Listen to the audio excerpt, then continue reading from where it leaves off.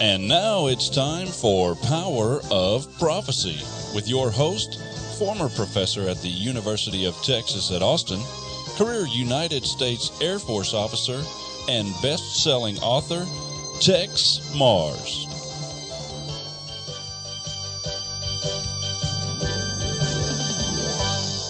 Hello, friends. This is Texe Mars.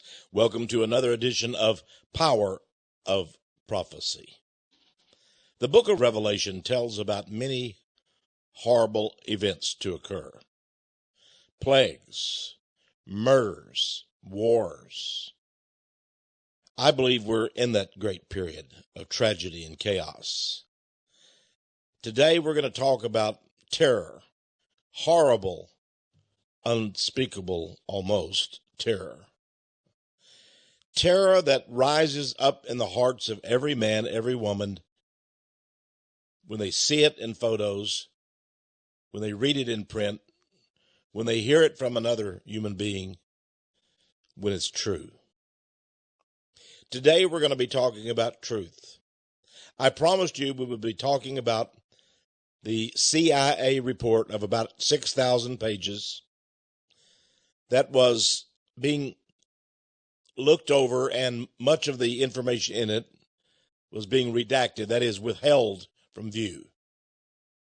It's to be turned over by the CIA to Senator Dianne Feinstein, head of the Senate Intelligence Committee. Now, this report, unfortunately, as of right now, has not been released. The Senate and the CIA are still going over it line by line, seeing what they need to censor or delete so you will not know about it, so I will not know about it. Well, I do know about the report. My contacts have told me about the report. And I'm going to tell you today, I'm going to give the names of some people, some I can't, about what is really going on. Now, I want to hasten to tell you that our own president, President Obama, has stated very clearly that we did commit torture. Now, you've been told over the years by George W. Bush, by Dick Cheney, vice president, and by all of the media, including Fox Media, Bill O'Reilly and Sean Hannity and all the other dopeheads that don't care enough to tell you the truth, have no respect for you or for me or for America or for our Constitution. You've been told that America does not torture. And when a witness would go on one of their TV or radio programs, I'm talking about Rush Limbaugh and all of these clods, they would be scorned to shame. They would be told, you're a traitor. You're not an American. You're unfaithful to our country. Don't come on my radio or TV program and claim that people are being tortured. We know that is not true. Americans do not torture. But President Obama has come out now and warned us that this CIA report would be given to the Senate very soon. And in the report, said the president at his news conference, you will see evidence of much torture. So we did commit torture. But, of course, the president said, we won't do it again. It was only from the period after 9/11 for about a decade. But I found out about it and stopped it, he said. My CIA director, John Brennan, I have confidence in him. It won't happen again. Of course, John Brennan was the liar who said Americans are not being spied upon. And at the same time, there were some senators who did not trust what they were being told. They believed there was torture going on, horrible tortures, all the way up to and including murders, and torture that even in the Inquisition was not allowed. That's right. Even in the Inquisition of the Catholic Church in 1100, 1200, 1300, 1400, 1500s was not committed. Even in the darkest eras of the world, when human beings were considered as flies and mosquitoes and horrible things happened, we have exceeded these tortures, these horrors, these monstrosities. And it all happened during your watch and my watch. These things have been done in your name. Now you can sit back and say Texe is crazy. He doesn't know what he's talking about. I'll wait and get the report for myself. It will be issued very soon, probably. Of course, it started out, 20 or 30,000 words long, or pages, that is, 20,000 pages. Now it's been pruned down to 6,000 pages. That's about equivalent to 200 books. But it'll probably be pruned down to more, and all of the relevant information that you need to know will be deleted. They'll say there was torture, but they won't go into detail. The people I've talked to who have seen the official documents, who have seen the films, they actually filmed much of this torture, you see, who have spoken to the witnesses, who are the witnesses, who conducted the torture, many of them say they are now frightened. The torturers say, yes, we did torture, we did horrible things, but now I'm afraid for my life. I'm afraid for the life of my wife and kids. I know I did these things. I should be punished for them. The world's laws say that I should be punished, but I want to escape. George W. Bush and Dick Cheney know of the extreme, Rumsfeld, the whole group, they know of these horrors that they've done. They know that there are people out there like Texe Mars that say they should go to prison for them. Or better yet, if they were tried, they would be convicted just like the ones were at Nuremberg. If they were tried for these war crimes, they would all go to the gallows, most probably. And so George W. Bush says, ha, ha, ha, I'm not going to go to the gallows. And Dick Cheney comes out swinging, saying, we committed no torture. And Condoleezza Rice says the same thing. And of course, so would John Ashcroft if he was still alive. And so would all of these monsters. That's what they are. They're monsters. I don't use these terms because they come easy to me. You will see if what I'm saying is not true.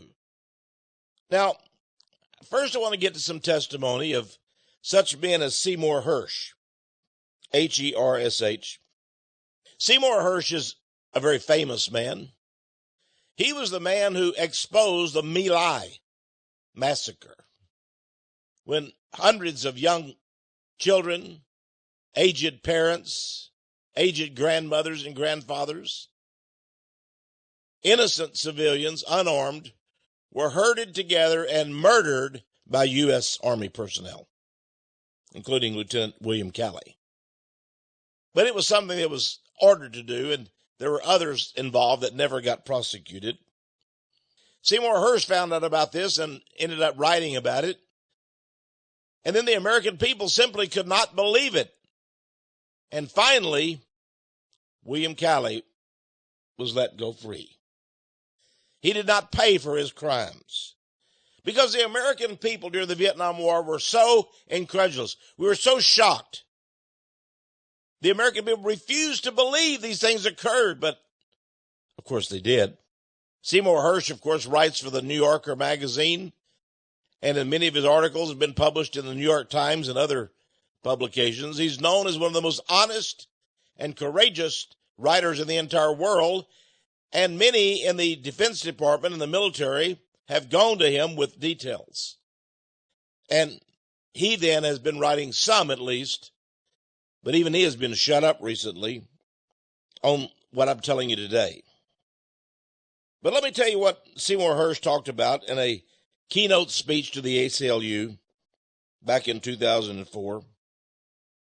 He said, you know, Jon Stewart, the man on Comedy Network, had one of his mock news broadcasters say very seriously to the camera on the Stewart Show. He said, the important thing is not that we commit torture and abuses. It's that we're a country that doesn't condone torture and abuse. And everybody laughed. Hirsch said, that's a wonderful line, isn't it? When the president or vice president or the Defense Department head or any other of these monsters is asked, do we commit torture and abuses? They divert the question by saying, we're a country that doesn't condone torture and abuses. Condone. In other words, we do it, but we don't condone it. Now, let's talk about what Hirsch calls a bad bargain. He says, in fact, that there is much torture that has gone on, horrible things that we've done. We've probably tortured more people and caused more human suffering and death than any other country has in the entire world, in all of human history. Please don't talk to me about Attila the Hun or Genghis Khan or the Roman Caesars. We have exceeded them in our tortures, and yet we claim to be a democratic, humanitarian, even a Christian country. This is not so. We blaspheme Jesus Christ by saying this is a Christian country. It is not. It is a country that is more murderous, more lying, and has more propaganda than any other nation that ever existed, and hires thousands of psychiatrists and psychologists and other behavioral experts to learn how to propagandize the people and deceive us even more. And we're all in a network, like in a cage of propaganda and lies. You think you're free, but you're not. Woe is the person who, believing himself to be free, is caught in this horrible vice of deceit and dishonesty. Mr. Hirsch says, you and I have no expectation they're not going to do the same thing to you and I and our family as they have done to millions of others over the last 10 or 20 years. We know that we cannot conduct our life and affairs in a reasonable way because at any time the government could interrupt us and take you away and end up torturing you and murdering you and then going on to murder your family, your wife and your children, and they will not be called to account for it. He says this is the situation that we're in right now. You have no expectation this will not happen to you. And I believe sincerely this will happen.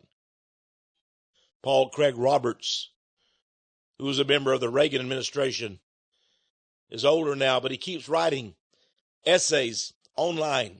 Paul Craig Roberts, warning people that we're a lying, propagandistic country, condoning murder, condoning lies, international lies, and torture.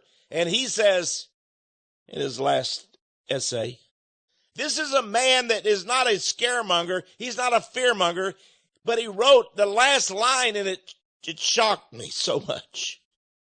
It shocked me what Paul Craig Roberts, a man I greatly respect, said. He said, get ready to die. Get ready to die. You have no expectation of anything but death and torture in the future from this government. It's a bad bargain, says Seymour Hersh. Let's look at where we are. Take Henry Kissinger. He says, who for all of his genius lied like most of us breathe. But he's one of the least today. What does the government have the right to do? Seymour Hersh asked. They have the right, and I'm quoting him, to send our children, men and women now, in the name of democracy, to go kill people and be killed and torture and perhaps be tortured in return, which is always going to be the end result of torture. And he says, we must hold these people to the highest possible standards. But that's impossible because they lie, they're criminals, they're psychopaths. You are being led by a bunch of psychopaths. And if you don't understand they're psychopaths, then you are a psychopath. This is not an academic debate. This is not what they talk about in the hallways of the ivory towers of universities. This is real. What happened are war crimes, he says. Quote, what we have had is a series of massive crimes, criminal activity by the president and the vice president, by this administration. I can say that, he said. He had the proof, the documentation. And it's even worse than he can tell you. He says it's worse. The government knows it's much worse than they've even told you. There are worse photos, worse videotapes, worse events. How much can the government tell you? Well, they've decided there's all these things they can't tell you. They can't tell you what happened at Guantanamo. They will not tell you what happened at Abu Ghraib prison in Iraq, or at Diego Garcia Air Force Base, or at one of 20 or 30 gulags spread across the world, because they've been bringing people on extraordinary renditions, arresting them, American citizens, taking them, torturing them, killing them. If they told you that, then you'd demand justice, and they would be brought up and held accountable, and they would go to prison, and they would be charged with horrible war crimes, and they would be so embarrassed and dead. They don't want to die.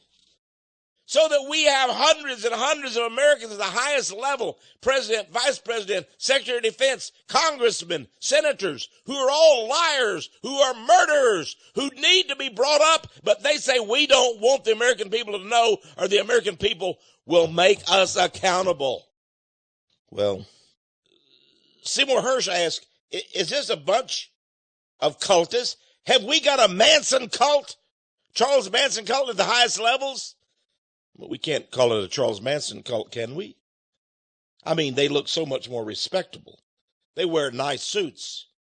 They're in the Pentagon. Or they wear 4 stars brass on their uniforms. But he says, here's what we have. A bunch of guys, 8 or 9 neoconservatives, cultists. What is a neoconservative? It's a Jew who used to be a Trotskyite or a communist who claim they're conservative today, and they're in the top echelons of U.S. government, and they took over in the Bush administration, and now they're controlling Obama, and they had power during the Clinton administration, so it's been over many years this has been happening. They're not Charles Manson cultists, but they are cultists, says Seymour Hersh. And they believe in permanent revolution. And they believe in wars in the Middle East, and they think you and I are crazy for not wanting and loving and embracing and kissing war. We actually should have sexual intercourse with war. They love it. They've taken the government over, says Seymour Hersh. That's a quote from him. And what's amazing to me, this is Seymour Hersh speaking, and what really is troubling is how fragile our democracy is. Look what has happened to us. Look at the press, he says. No one has to tell the press what they can say and what they can't say. They censor themselves, he says. They know horrible things are going on. They also don't want to reveal them to you. They don't want the horrible judgment coming down on their heads too for having covered up for so many years, and they are self-censoring. They've also muzzled the whole bureaucracy of government. They muzzled, I'm quoting Seymour Hersh, they've muzzled the military, they've muzzled the Congress. The NSA knows everything that every congressman says, every phone conversation, every internet letter they've ever sent, and they know what crooks and sexual perverts these people are, and they're all being blackmailed. That's the reason for the NSA. That's the reason for their vast multi-billion dollar apparatus. And if you speak out against the government, your name goes on their list, and then they start investigating you. Have you ever had sex with a woman outside of marriage? Have you ever cheated on your taxes? Have you ever done anything illegal? They'll find out, and they'll come to see you, and then you better shut your mouth. And if you don't, you'll end up in a gulag prison over in Saudi Arabia or in Czechoslovakia or in Cuba, and you will be tortured and you might be put to death and your family will be shut up forever. Oh, they can't do that in America. They can't. They wouldn't do that. That would be wrong. Why, this is a democratic country. I have my rights. I have my 10 amendments to the Bill of Rights. You have nothing, friends. Seymour Hersh said it right. You have an expectation of nothing. How can TechSmart say these things? How can I get away with these things? Because they're true. Why am I not in prison? Because I've got God on my side. I'll be in prison whenever God says, and not when some measly man says. God may pull everything tonight with this radio program. He may say, it's all over for you, Tex. You've gone too far now. Your time is up. Good. That's all right. I've got eternal life. I have the Prince of Goodness, the Prince of Light, the Prince of Life on my side. I don't need government. I don't have any expectation of living any longer than I've lived now.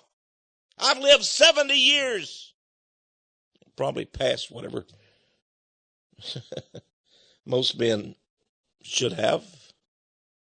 I've had a great life for 70 years because about 54 of it has been knowing Jesus Christ. Now, I've done some things wrong in my life, and I'm sorry for them, but I've been forgiven. But I've never tortured anyone. I've never killed anyone. I've never hated anyone, contrary to some people's opinion of me.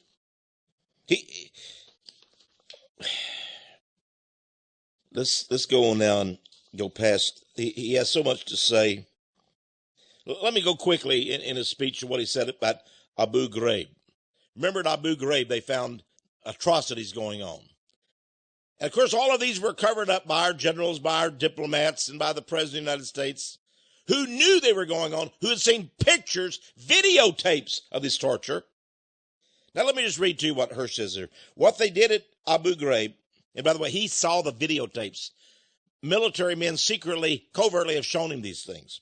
What they did at Abu Ghraib and other places was the people they would get, they would torture. And sometimes for an Arab man being photographed without clothes on, in the Quran, you're not allowed this. Your front body cannot be exposed. And to be exposed that way and to be forced to simulate sexual activity with other males and have women give the thumbs up sign is the ultimate degradation. It's literally any classic definition of it's torture. Torture isn't always physical, it's a torturous process. And the purpose of it, of course, is to generate information. So what do you get? You get people that know nothing. They found, he said, that the people they tortured knew nothing. They actually had nothing to do with the insurgency. So you take these people, you expose them to the ridicule and physical torture, and they end up telling you. Yes, they'll give you the names of people in their neighborhood that are Al-Qaeda or terrorists. They give you names. And, of course, they're just names. They're just doing it to keep you from torturing them anymore. And then you go out and you arrest those people that they've named, and you bring them in, and you start the torture process with them. And the circle gets bigger and bigger and bigger, until soon we're torturing thousands. And we think we're accomplishing something. But we're getting no reliable information. And that's what the CIA report has said. That's what Senator Feinstein has already said. Even before she released the 6,000 redacted page report, she says their conclusion is all this torture, all these horrible things they've done, and they didn't get one bit of reliable information. They have not stopped one terrorist act. Not one. Now, friends, if the truth be known, these monsters did 9/11 with Saudi Arabia cooperating with them, with Pakistan, and yes, certainly with Israel. And so they used 9/11 as a pretext to start this torture process, to start these extraordinary renditions. And after years of all of this process, they've got nothing except scarred lives. Hundreds of thousands of people dead. mutilated, raped, sodomized. Some of the worst things that happened, and this is Seymour Hersh talking, are on videos. There are women there at Abu Ghraib, which is about 30 miles from Baghdad. The women sent messages out to their families saying, please come and kill me because of what has happened to me. You see, would your daughter say these things? Would your sister? If they had raped her, if they had sodomized her, and she was innocent, she had done nothing, and maybe she's 13, 14 years old, maybe 19, maybe 40, would your mother write back to you and say, please come and kill me? After what they've done to me, I have nothing to live for. That's what these young women did. You may say they're not human beings. They're Iraqis. They're some other nationality. Maybe they're... Jesus said, whosoever will may come. That doesn't mean just you and me as Americans. We should have been reaching these people with the gospel. We didn't go with the Bible. We went with bullets and prison cells. And we're still doing it today, because once you start this process, you have to continue it. And don't tell me, Mr. Obama, you're not torturing right now. You are. Women were forced to have sex with young boys, even their own sons. Children. Little boys were sodomized, and they took pictures of it. They took film of it. And these films were sent and were viewed by George Bush and Dick Cheney and Donald Rumsfeld, who know of this torture. The boys were sodomized with the cameras rolling, says Seymour Hersh. And the worst above all of them is the soundtrack of the little boys shrieking out. They're in total terror. Little boys being sodomized by adults. Military men, CIA agents. And they're shrieking, they're screaming out. America, the land of democracy, has come to make us free, to give us a free democratic government. And what are they doing to me? They're sodomizing me. Land of the free. And what are they doing to me? Your government has done this. Total terror, says Seymour Hersh. It's impossible to say to yourself, how did we get there? Who are we? Who are these people that we sent out there? Who are they? They're Americans. He said, when I did My Lai, I was very troubled, like anybody in their right mind would be about what happened. In the end, I said the people that did the killing were as much victims as the people they killed because of the scars they've had. No. These people don't have scars. They're psychopaths. When you're ordered to kill and you don't want to do it and you're told you must do it and you do it, you may have scars and you may have to live with that, your conscience. These people don't have a conscience. They don't have souls. And he said written complaints were made to the highest officers. We're dealing with an enormous, massive amount of criminal wrongdoing that was covered up at the highest command by the biggest superpower on earth. Why did we do it? Because we could. Why have we covered it up? Because we could. Why don't you know anything about it? Because they knew they could bamboozle you, pull the wool over your eyes. Well, I'm telling you, get it off, take it out, be free. Be a free man. In Christ Jesus there is liberty because he is the teller of truth. Are you a truth teller? Are you a truth bearer? We shall see. I'll be right back, friends, after this brief message. I'm Tex Mars. You're listening to Power of Prophecy.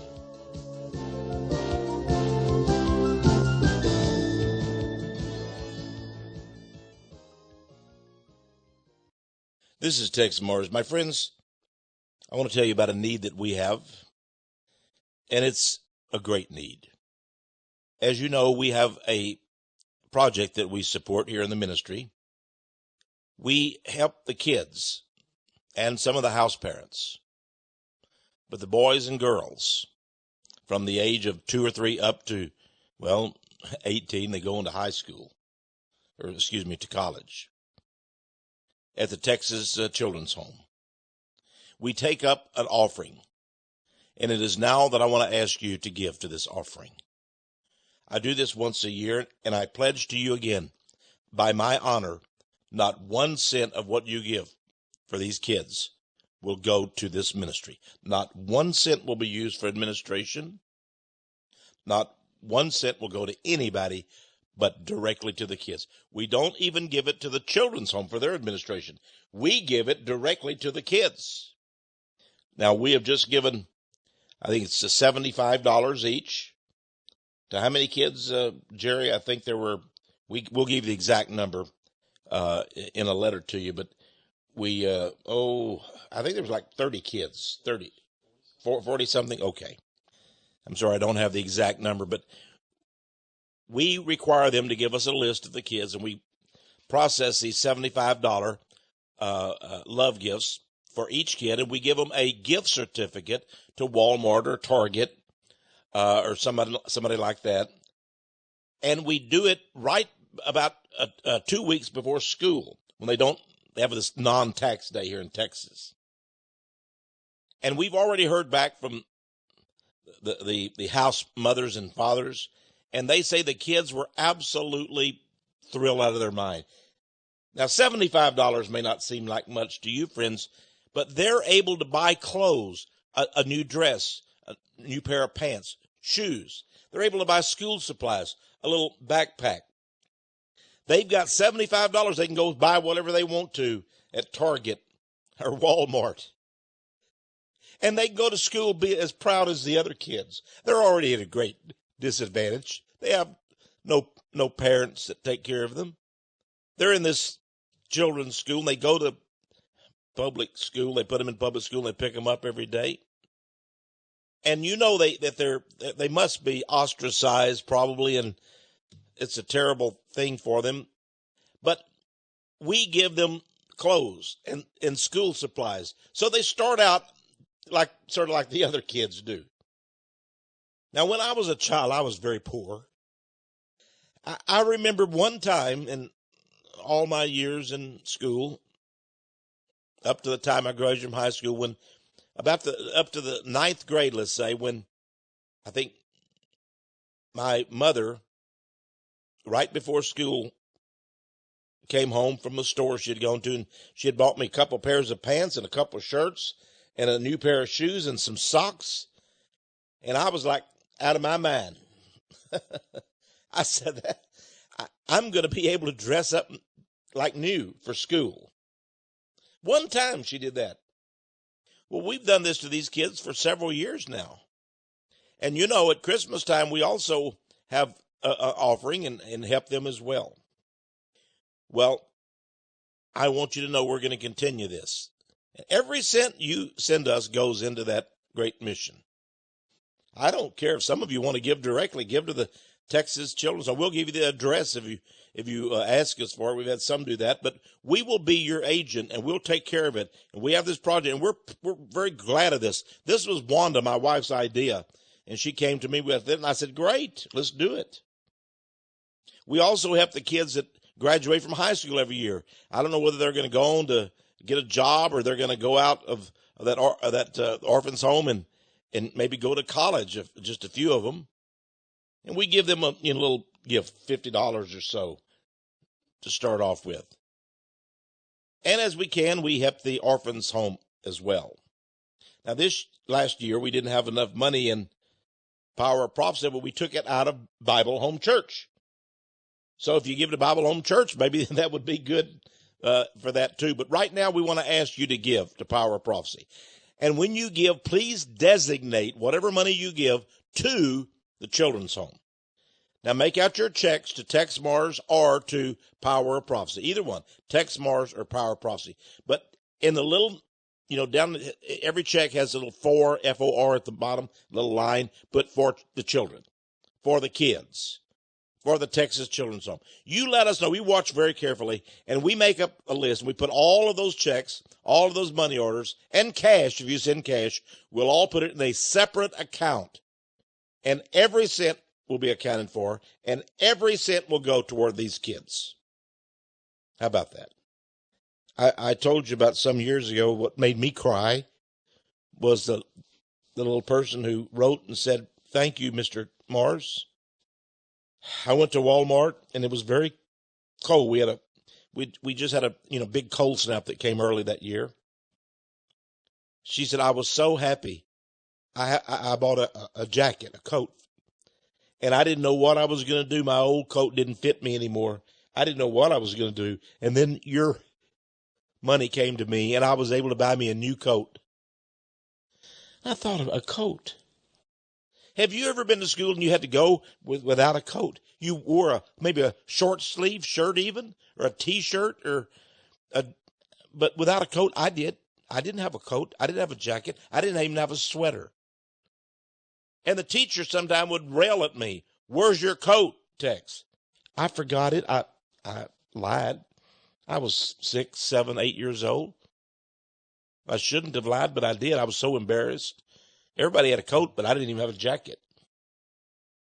"Well, don't forget tomorrow," she said. What was I going to do the next day? I snuck in the classroom, hid behind other kids, trying to appear like I was nobody. I didn't want her to see I didn't bring my coat again.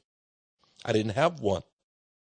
You will accomplish more than you know. And sometimes, if you give, you won't even know the end result of it until you get to heaven. Now, I don't want to be dramatic, but it could be. It could be that someday when you get to heaven, somebody's going to come to you and say, "You don't know it, but I was helped by you. I was at that home. I was helped. I got school supplies. I got clothes to wear. I was helped by you. Thank you." Or maybe they won't say anything to you, but maybe Jesus will. Maybe Jesus will say, "Come in, my faithful servant. I want to thank you for helping one of these little ones." The little ones are very important to Jesus, and they're important to us too. So please give. Now, if you give to this ministry, we need money too to keep going. I'll tell you, we need help. But if you give to both the ministry and to the children's home, please designate. Say, for example, write a check for $50, love gift, and say, okay, $30 goes to your ministry and $20 goes to the children's home. Designate how much you want to go to the ministry and the children's home. If you want to give it all to the children's home, okay. If it's $1, $2, $1,000, I don't know what it's going to be. Please give. Now, if you're an old timer like me and you're on Social Security and you can't afford it, I'll understand that. I'll understand that. It's okay. It's okay. You got to have food to eat. You got to have utilities. Winter's coming. That's all right. That's all right. But there's some of you out there that do have money, that put money aside, and you know you've got it for your inheritance or whatever, and there's a certain amount of it you can give. Please do. If God moves your heart, please do. Okay, here's where to send your money. Power of Prophecy, 1708 Patterson Road. Power of Prophecy, 1708 Patterson Road. Patterson Road. Austin, Texas, 78733. Phone is toll free, 1-800-234-9673. Or you can go online to powerofprophecy.com or texmars.com. We have a place there where you can actually make a donation. Look for it. Give your love gift. Now, when you buy something, you buy something. That's not a love gift. But what you do to give over and above what you buy, that's the love gift. So if a book is $20 and you pay for that $20 and you pay $5 shipping, that's $25. If you give $50 and $25 of it, the excess goes for a love gift. But the other one, well, we have to pay the bills and everything. And sort of the way the income tax service works, as you know, we're not tax exempt. Well, we should be. We deserve to be. But the IRS has told me I can't preach what I want to preach, what Jesus tells me to preach. I've got to censor myself. Hey, folks, I'm not going to censor myself. They say, you can't get involved in this government stuff. Yes, I can. I can do whatever Jesus tells me to do. I can work for you instead of them. And that's why I told them they can take my nonprofit status and they can put it where, I don't know, wherever they want to put it. That's it. That's it. And I got so many letters thanking me for not being tax exempt by the government. I don't want the government's favors. They should never tax any church, any Christian ministry. It's not their job to run around taxing us. I mean, they don't tax Planned Parenthood. They don't tax the abortionists. They don't tax the freedom from religion, the atheist group, but they tax us. Well, let them. They're satanic. They're Satan's people, the IRS. Let them do whatever they wish. We're going to go on doing the way we want to do it. We pay every tax dollar that we have to, and no more. But we're going to pay that. And that's the way it is. I hope you agree with me. If you don't agree with me on that, I'm sorry. I do love you anyway. I do love you. I do love you. But I'm still going to follow God. Now let's return to our regular program. We're looking today at murder, assassination, torture, sodomization, all done in your name by your government and mine. Now, I suspect you didn't know about these things before. I suspect you trusted our leaders. I suspect you said, well, this can't be. We've all got rights. And certainly, they told us they were doing all these things for democracy. That's why we were in the Middle East. That's why we were having all of these spy agencies.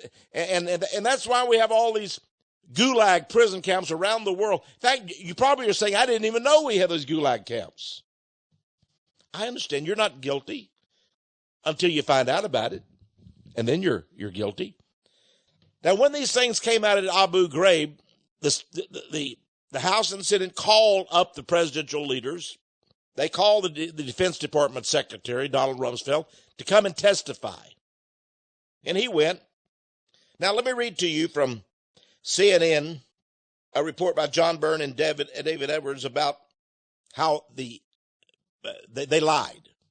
They lied. They covered up all the details of what they had been doing. In fact, they lied on CNN. Now, Major General Antonio Taguba was in a May 6, 2004 meeting with Donald Rumsfeld and the Undersecretary of Defense, Paul Wolfowitz, and the top brass at the Pentagon. Now, this general said, quote, I described the naked detainee lying on the wet floor, handcuffed, with an interrogator shoving things up his rectum. And I said, that's not abuse, that's torture, Taguba said. And there was quiet. They didn't agree with him, so he left, and they continued on with their torture. The following day, Rumsfeld testified before the House Armed Services Committee. He said, now listen to this, these false crocodile tears. Listen to this liar. He said, it breaks our hearts that in fact someone didn't say, this is terrible, look. Rumsfeld said, we need something to manage this. We just didn't know this was happening. You know, I didn't know. The president didn't know. And somebody leaked this secret report to the press, and here I am. I didn't know. The president didn't know. None of us knew this stuff. But here we see that Major General Antonio Taguba had a meeting with them and told them about it. And they did nothing. Hirsch says, it's sort of ridiculous. Everybody at the top knew. Everybody at the top knew. Even Wolf Blitzer over at the CNN said the president addressed this fully. Listen to him lying. The president saw these pictures on TV and was upset by them. He didn't know. Yeah, sure he didn't know. Now, President Obama now says on August the 2nd, 2014, quote, on TV, in a press conference, this is just a couple weeks back. He said, quote, this is going to be real homey, folks. Listen to this now. We tortured some folks. We did things that were contrary to our values. In the immediate aftermath of 9/11, we did some things that were wrong. We tortured some folks. But we don't do it anymore, he said. He mentioned a 6,000-page study by the CIA yet to be made public. But Senator Dianne Feinstein knew of it. She's a chairperson of the intelligence panel. She says it's, quote, chilling. She said that torture is, quote, far more systematic and widespread than we thought. Let's go over that again. Senator Dianne Feinstein knew about all this torture. She knew what was going on. She's lied to us for years, but now that this report is fixing to come out, and listen to me, there are some good people in the CIA. There are some good people in military uniform, and they are mad as wet hens. And they've been releasing all these things in little bits and dribs for years, and no one would print it. No one would report on it. And Fox News told them, you're un-American. You're not patriot. But now this report is going to come out. Why is this report coming out? Why is the CIA forced to do this report? And now they're redacting it, trying to take out all the stuff that they know are going to get people in trouble. They don't want to name this name and this name and this name. They don't want to tell you about all those things. Obama doesn't want to go to prison. Bill Clinton doesn't want to go to prison. Hillary Rodham Clinton doesn't want to go to prison. George W. Bush, all of them. John Brennan, head of the CIA, doesn't, and Mueller, head of the FBI, and all of them. They're all guilty. And Dianne Feinstein now admits this is a chilling report. Why doesn't she release it? She's had it for weeks and weeks and months, and she's been holding on. They keep redacting more and more information. Pretty soon it's going to be coming out. The 6,000 pages are going to shrink down to 3 or 4. We tortured some folks. Folks? Who are folks? Now, I'm from the South. I'm from Texas. When we talk about the folks, we're talking about friends. You don't torture friends. You don't torture some folks. Obama added, that's what that report reflects. That's what that report reflects. Now, the Senate Intelligence Committee staff can work with the CIA to doomsday. But Dianne Feinstein is a filthy, dirty liar when she says, we didn't know. And now she says this report is chilling. And it shows that we've tortured, the torture system that we've had is, quote, far more systematic and widespread than we thought. Now, initially, when the Senate Intelligence Committee began to complain about the CIA and said they've done all these horrible things to commit torture and such, and the senators of the Intelligence Committee have been investigating this, and they've been, get this now, they've been spying on us at the CIA. Mr. Brennan and his boys have been spying on us.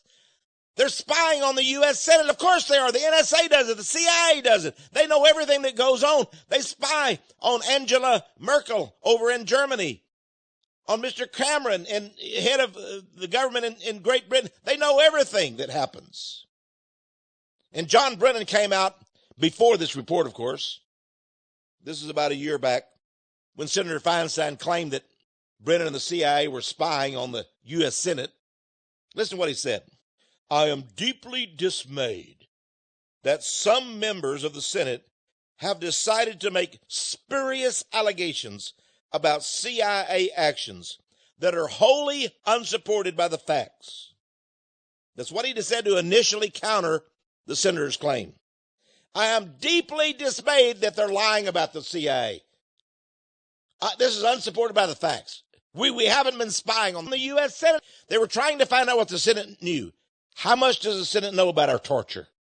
What have they found out on their own? About all these leakers out there, about all these people that have been telling what's been going on. How much do they know? They've been trying to find out how much the Senate knew, so when they put it in this report, and evidently they're being forced to give the report, by whom I don't know. There's somebody that's forcing this report. Somebody knows something. I'm not sure of just who, but we have friends in government. Believe me, we have some friends in government that are still truthful. Not many, but a few. And they've got enough power to force the CIA to do this report. That's good news, folks. That's good news.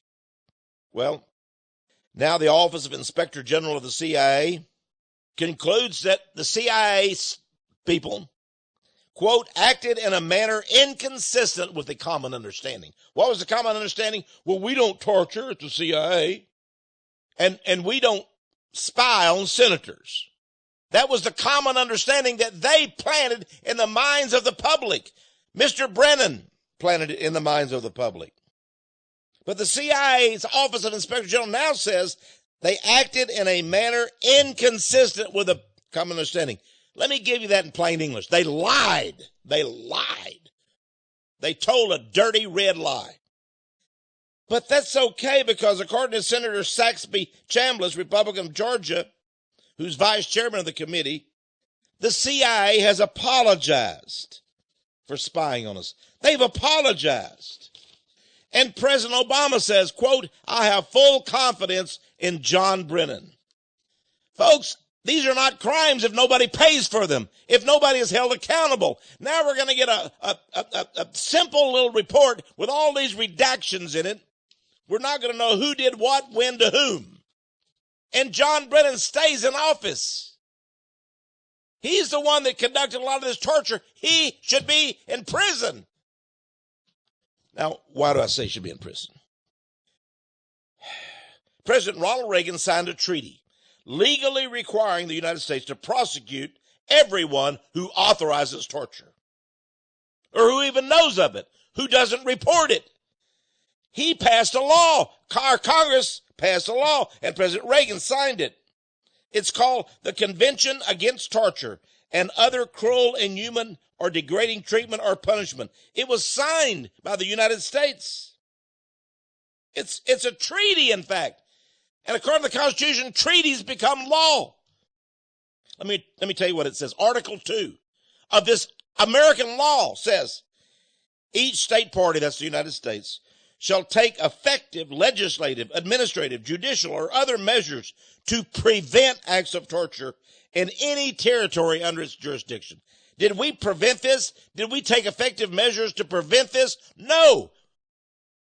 We took effective measures to do it, to commit horrible crimes of sodomy, murder, sexual perversions, and on and on and on.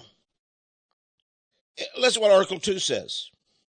No exceptional circumstances whatsoever, whether a state of war or a threat or war, internal political instability, or any other public emergency may be invoked as a justification of torture. Now, this is what I heard Bill O'Reilly and Sean Hannity and Rush Limbaugh and all of them say. Well, we had to do it because, we could have had another 9/11. These terrorists could have got to us. They could have killed people. Oh, and we had to do it over in Iraq because blah, blah, blah, blah, blah. What does this Article 2 say? No exceptional circumstances whatsoever. Not a state of war, not a threat of war, not internal political instability, no other political or public emergency may be invoked as a justification of torture. They had no excuse. There is no excuse. None. Article 3 says an order from a superior officer or a public authority may not be invoked as a justification of torture. So he's the commander-in-chief. He's a filthy, dirty torturer who's breaking the law. That's what he was. You military people out there, what have you done? You CIA agents, what have you done? You've broken the law. And all of you press people that knew about this, you got pictures of it. You got reports of it, and you shelved them, and you didn't tell anybody about it. You are a criminal. Article 4 says each state party shall ensure that all acts of torture are offenses under its criminal law. The same shall apply to an attempt to commit torture and to an act by any person which constitutes complicity or participation in torture. Now this isn't some non-binding I'm reading a Truth and Freedom report now by my good friends at Truth and Freedom Ministries. They say this is not some non-binding, touchy-feely resolution. It's the law of the land. And ratification of this convention, this treaty by the United States, clearly expressed United States opposition to torture, an abhorrent practice, which has never worked, I want to repeat again, never worked, never been effective.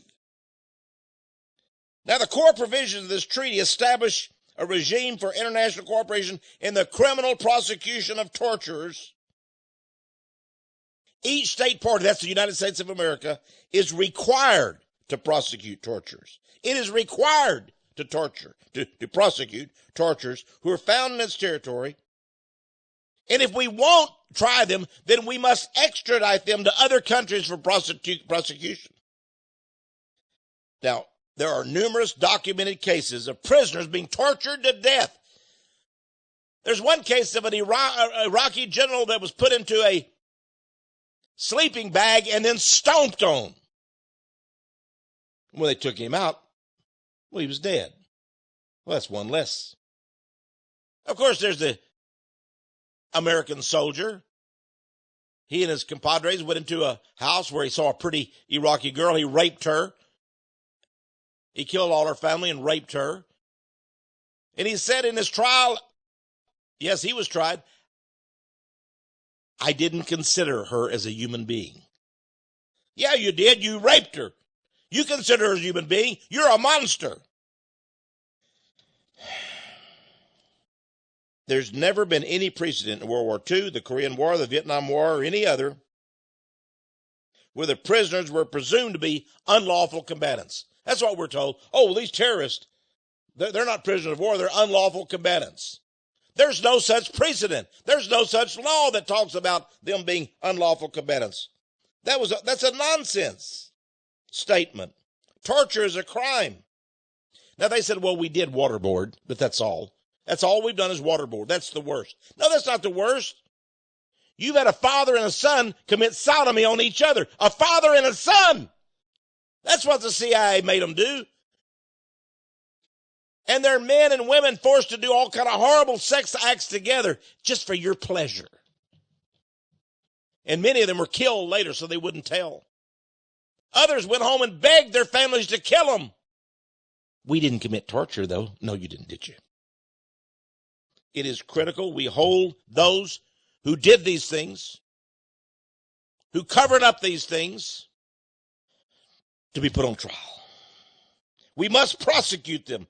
General Ricardo Sanchez, the former top commander in Iraq, has called for a truth commission to find out about these people and to prosecute them. Former President Jimmy Carter has been calling for a truth commission. Even Colin Powell, who went along with these things, has said that Dick Cheney is guilty of war crimes for overseeing these torture policies. There's no defense. There's no defense. We've waited for years. It's time, folks. And we can't let this happen again. I don't know what the answer is, but we've got to get together. We've got to put our minds to this. We got brilliant people out there listening to this program. We've got lawyers. We've got doctors. Plumbers, a lot of smart plumbers out there, carpenters. We've got people with brains, men, women. Let's find out what we can do here. Let's get citizens commissions together. Let's hold these people accountable. We won't have any more of this. Not in our name. Not in my name. Not in your name. Not in the name of the United States of America. This has been Texe Mars, friends. And you have been listening to another report on Power of Prophecy. And it's my prayer you will tune in each week during this same time and discover the power of prophecy.